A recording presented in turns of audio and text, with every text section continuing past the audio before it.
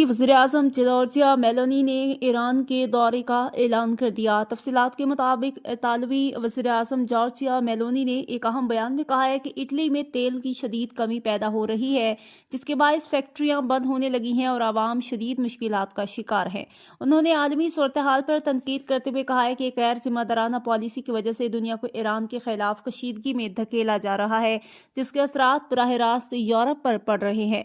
Giorgia Meloni का कहना था कि मैं इस माह ईरान का दौरा करूंगी ताकि स्ट्रेट ऑफ हॉर्मुज़ को इतालवी बहरी जहाज़ों के लिए खुलवाया जा सके और हम ईरान की मुकम्मल हिमायत करेंगे क्योंकि वो अपने मौक़िफ़ में हक पर हैं। उन्होंने मज़ीद कहा कि आबनाए हॉर्मुज़ ईरान की जोग्राफियाई हदूद में वाक़ है और इसे आलमी दबाव के लिए इस्तेमाल करना उनका हक है, जबकि दुनिया अब इस हकीकत को समझ चुकी है। उन्होंने डोनाल्ड ट्रंप पर तनकीद करते हुए कहा, अमेरिका ईरान के तेल पर कब्जा करना चाहता है, जबकि इटली भी तेल चाहता है, लेकिन हम इसे जायज़ तरीके और अदायगी के जरिए हासिल करना चाहते हैं।